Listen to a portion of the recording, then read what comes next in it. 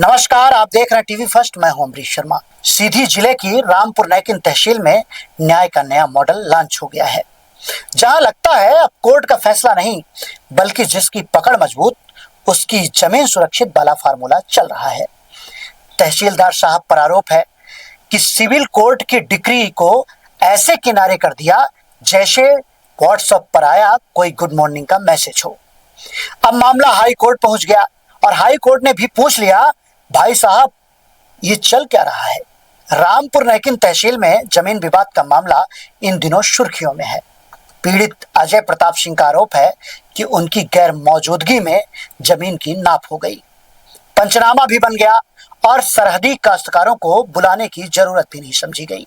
यहाँ नए तहसीलदार आशीष मिश्रा, तो इन्होंने कहा कि मैं नया हूँ, मैं नबाऊंगा, क्योंकि ये कोर्ट के अवहेलना की इन्होंने।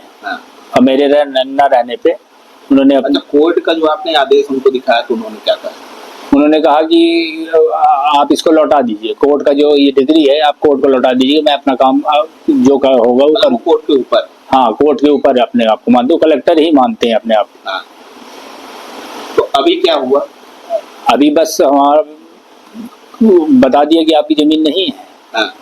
और आप उसमें काम नहीं कर सकते। अच्छा, ऐसा क्यों किया होगा उन्होंने?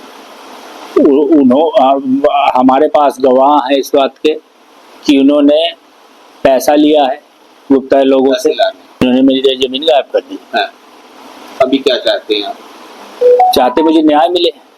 जब मेरी डिग्री हो चुकी है तो वो लोग तो अंधे नहीं थे कि ऐसी डिग्री कर दी हमारी। यानी यहाँ राजस्व विभाग में शायद नया नियम लागू हो चुका है। पहले फैसला करो, बाद में प्रक्रिया ढूंढो।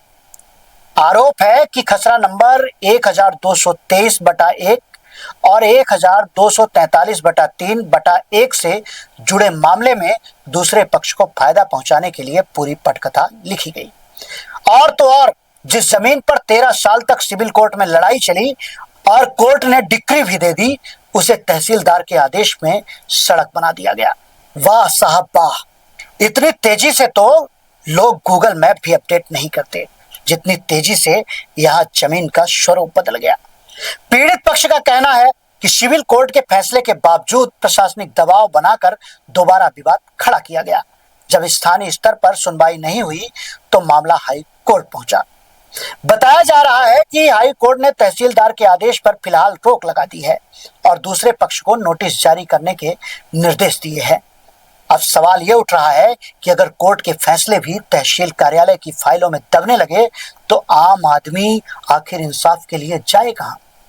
फिलहाल हाई कोर्ट के हस्तक्षेप के बाद मामले में अगली सुनवाई का इंतजार है, लेकिन तहसीलदार पर लगे आरोपों ने प्रशासनिक निष्पक्षता और राजस्व विभाग की कार्यप्रणाली पर कई बड़े सवाल खड़े कर दिए हैं।